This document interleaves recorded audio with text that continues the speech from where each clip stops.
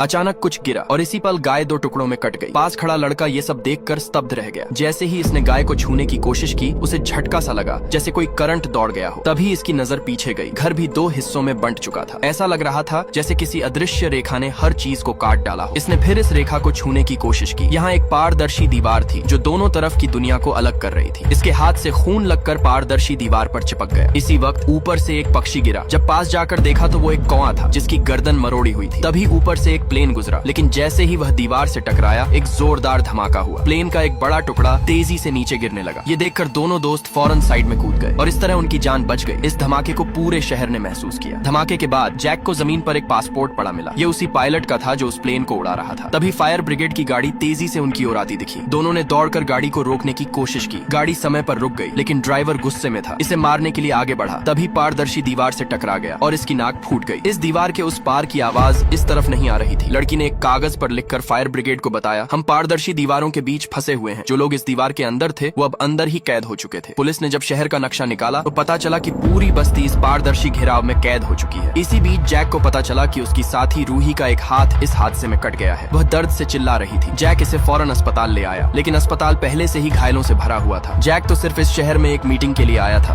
पर अब ये पारदर्शी दीवार उसे हमेशा के लिए यहीं रोक चुकी। यह लड़का खुशी से प्लेन उड़ाया, लेकिन गलती से यह एक गुफा में चला गया। जब यह इसे लेने पहुंचा तो हजारों टिड्डे जमीन पर मरे पड़े थे। इसने डर कर ऊपर देखा तो लाखों टिड्डे ऊपर चिपके हुए थे। यह दौड़कर भागा। सभी टिड्डे इसके पीछे पड़ गए। इसकी माँ तुरंत कार में छुपने को कही। दोनों समय होते कार में छुप गए, लेकिन इसका पिता समय से नहीं पहुंच पाया और टिड्डे उसे खा गए। जब लड़की पति को बचाने पहुंची तो बाकी टिड्डे इस पर भी हमला कर दिए और इसे भी मार डाले। बच्चा यह होते हुए देखकर रो रहा था। कुछ टिड्डे इसके कार पर भी हमला करने लगे। यह घबराकर कार के स्लेटर पर पैर रख दिया। गाड़ी डिसबैलेंस होकर एक पेड़ से जा टकराई। अगली सुबह एक पुलिसकर्मी यहाँ पहुंचा और बच्चे को बेहोश देखकर तुरंत अस्पताल में एडमिट किया। अगले दिन सुरक्षा दल टिड्डों को मारने के लिए जंगल में आई। यह आग से इसे जलाने की कोशिश की, लेकिन इनकी संख्या ज्यादा थी और यह इन पर भी हमला कर दिए। कुछ सैनिक टिड्डों के शिकार हो गए और तुरंत मौत हो गई। सारे टिड्डे तेजी से शहर की ओर बढ़े। यह बहुत ही घातक और खतरनाक थे। इससे काफी लोगों की मौत होने लगी। सुरक्षा दल कुछ जानवरों को एक जंगल में इकट्ठा किया और सभी टिड्डों को एक साथ मारने का प्लान बनाया। जैसे ही टिड्डे यहाँ पहुँचे, ऊपर हेलीकॉप्टर भी पहुँच गई। पायलट केमिकल छिड़काव करके इन्हें मारने ही वाले थे। तभी लाखों टिड्डे हेलीकॉप्टर पर हमला कर दिए। हेलीकॉप्टर तुरंत गिरकर क्रैश हो गई। अब सरकार इन्हें मारने के लिए मिसाइल का उपयोग करने का सोची। सभी टिड्डों को केमिकल के सहारे एक बंकर में लाया गया। अंदर आते ही बंकर बंद कर दी गई और तुरंत बम विस्फोट कर दिया गया, जिससे सारे टिड्डे मर गए।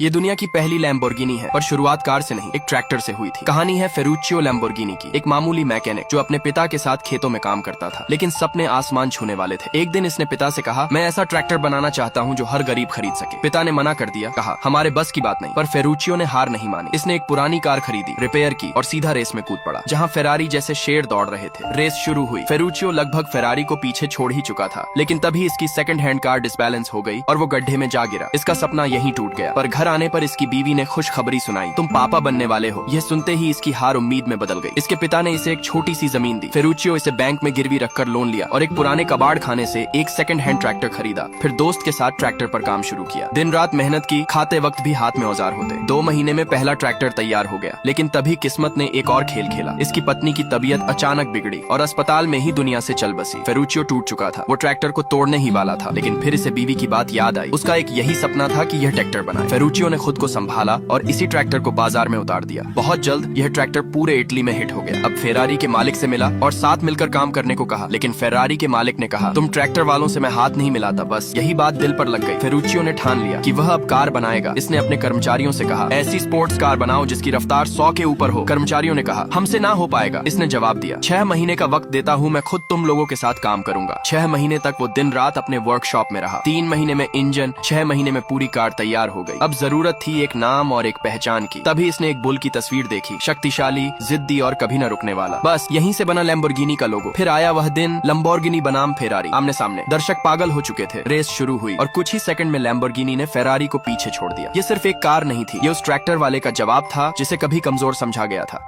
ये लड़का पागलों की तरह बिल्डिंग से नीचे पैसे फेंकने लगा। नीचे मौजूद लोग नोट लूटने में इतने मसरूफ हो गए कि अफरा तफरी मच गई। लेकिन यह सब बस एक चाल थी। असली खेल तो सामने वाली बिल्डिंग में चल रहा था। दरअसल इस वक्त इसका भाई बिल्डिंग के अंदर चोरी की तैयारी कर रहा था। इसने गोल शेप में ड्रिल किया और इसमें बम फिट कर दिए। फिर इसके ऊपर गड्ढा रख दिया ताकि कोई आवाज बाहर न जाए। इधर लड़का बिल्डिंग से कूदने का नाटक करने लगा, जिससे लोगों का ध्यान पूरी तरह इसी पर रहे। जैसे ही सबकी नजर निक पर थी, उसके भाई ने बम का स्विच दबा दिया। आवाज सुनकर पुलिस को शक हुआ। इधर यह टूटे छत के रास्ते नीचे उतरे। भाई ने लिफ्ट को हैक किया और रस्सी के सहारे उस फ्लोर पर पहुंच गए जहां करोड़ों के हीरे रखे थे। सिक्योरिटी कैमरों से बचने के लिए एक फोटो ली और ठीक उसी एंगल से कैमरे के सामने टांग दी ताकि सिक्योरिटी स्टाफ को लगे सब नॉर्मल है। अब हथौड़े से दीवार तोड़ने लगे, लेकिन तभी पुलिस ने निक की पहचान उजागर कर दी। यह वही पुलिस कर्मचारी है जो कुछ दिन पहले हीरे की चोरी में जेल गया और जिस होटल की छत पर यह खड़ा था वही होटल हीरो के मालिक का था। पुलिस तुरंत यहाँ पहुंची। इधर निक का भाई समझ गया कि अब वक्त कम है। इसने सब चीजें तेजी से समेटी और निक ने फिर से लोगों में हलचल पैदा करने के लिए नोट उड़ाने शुरू कर दिए। इस बीच इन्होंने तिजोरी के पास एक माइक्रो कैमरा लगा दिया। जैसे ही सिक्योरिटी मैनेजर पासवर्ड डालने आया, ये दोनों वेंटिलेशन पाइप में छुप गए। मैनेजर ने कहा यहाँ मक्खी भी नहीं घुस सकती, पर उसे क्या पता था उसका पासवर्ड कैमरे में रिकॉर्ड हो गया है। जैसे ही वो गया, दोनों बाहर निकले, पासवर्ड डाला और तिजोरी के अंदर पहुंच गए। यहाँ करोड़ों की दौलत थी, लेकिन जिस खास हीरे की तलाश थी वो नहीं मिला। तभी हीरे का मालिक खुद यहाँ पहुंचा। इसके फेस लॉक से तिजोरी खुल गई। इसने देखा इसका हीरा अभी भी यही है। इसने जल्दी से इसे उठाया, जेब में रखा और जाने लगा, लेकिन तभी निक